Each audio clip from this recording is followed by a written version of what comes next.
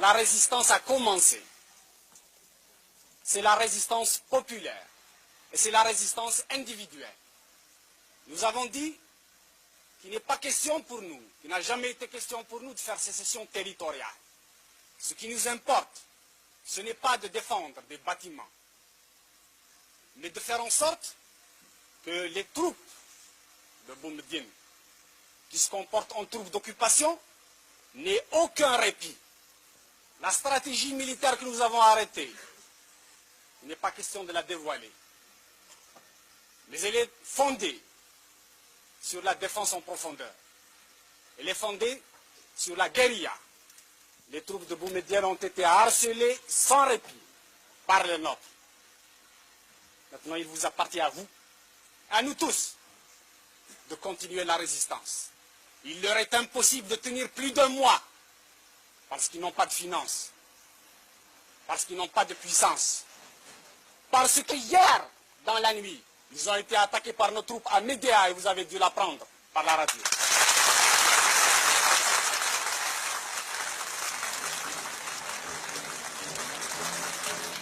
Et le colonel Sissadok, une figure légendaire, le plus ancien des officiers de l'armée de libération nationale, ne craint pas de parler très haut, malgré la clandestinité.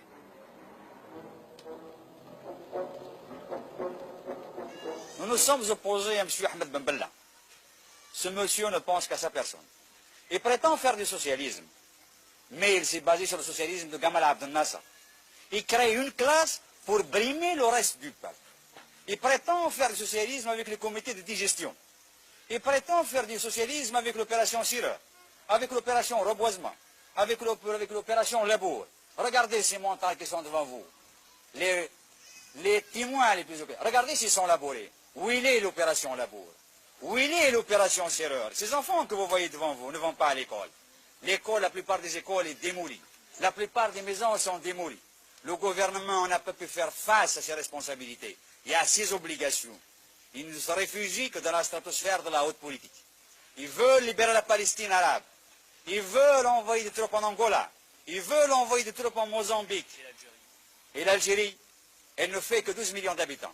Et à ce moment-là, il y a 12 millions de gendarmes qui entendent des voix. Et l'armée du colonel Boumediene? Et l'armée du colonel Boumediene? Le colonel Boumediene, ce que je peux dire de lui, c'est un petit intellectuel venant de la mosquée du Caire. Il a fait sa révolution au Maroc et à Tunis. Il rentre avec le canon, les divisions que le peuple qui a lutté ici a gagné pour casser avec les mêmes canons le reste de la population qui a libéré le pays. Je le jure devant Dieu et ses hommes que nous déposerons ces armes et cette tenue de combat que par l'installation des principes démocratiques et justes. Aucun!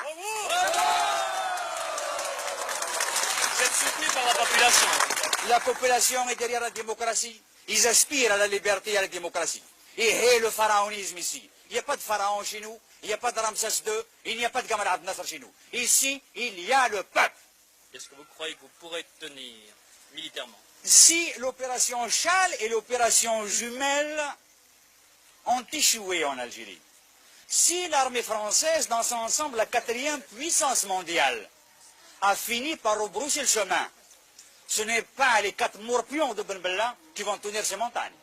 Porte-parole des rebelles, Mourad Oussedik, l'ex-avocat du FLN au barreau de Paris, nous dit comment cela a commencé. Nous en sommes arrivés là parce que le dialogue était devenu impossible. C'est un député qui vous parle. J'ai été député et j'ai été honnête. Je pensais que la crise de Tlemcen de juillet dernier pouvait être surmontée. Je pensais que le clan, la notion de clan pouvait être brisée. Et j'ai pendant de longs mois, avec mes collègues qui sont ici même, essayé de surmonter cela et essayé de créer un parti qui réponde aux véritables aspirations populaires. Or, nous avons assisté à une montée vers le pouvoir d'un homme, entouré d'une caméria, comprenant des hommes tels que Boumediene et tels que l'intelligentsia de l'ANP. Que s'est-il passé? On a mis, pour sauvegarder les intérêts de ce clan, un parti à l'envers. Je m'en explique, c'est-à-dire qu'une infrastructure de ce parti s'est dégagée.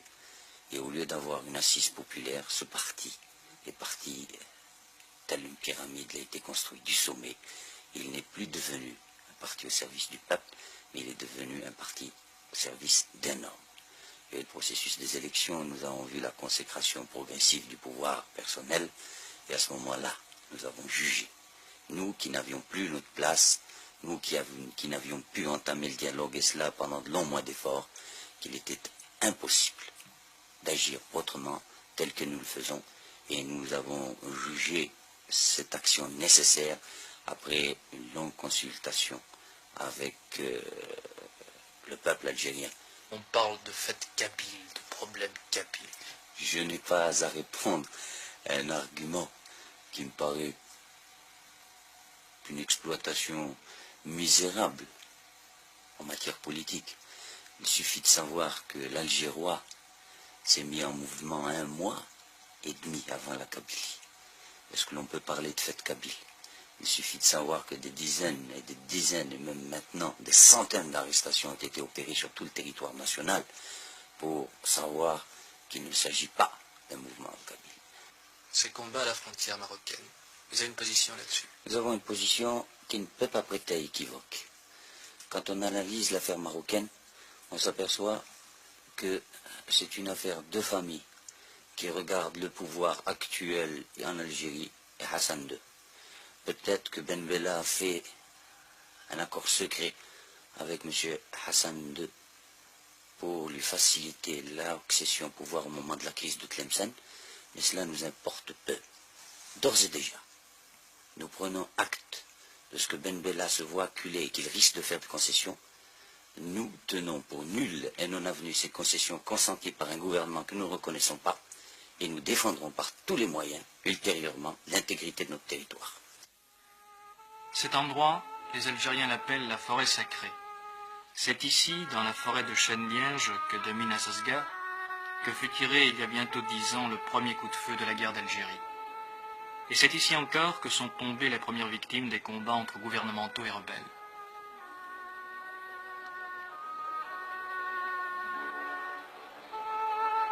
Il y avait cependant beaucoup de raisons pour que l'on ne reprenne pas les armes. Alors c'est la tombe de votre fils ici? Oui, c'est la tombe de mon fils, oui, mon fils.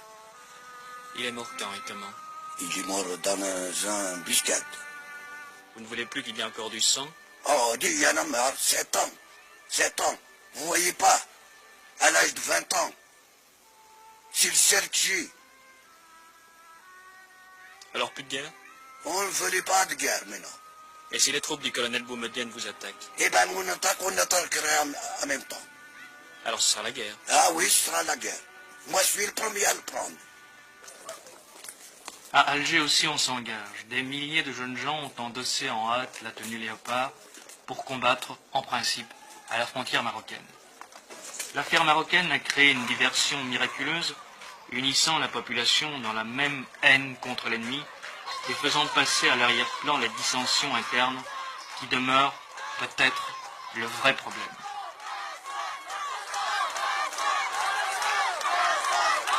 Quand la patrie est en danger, l'appel à l'unité est une vieille formule toujours efficace, et on part au front avec le sourire et la fleur au fusil.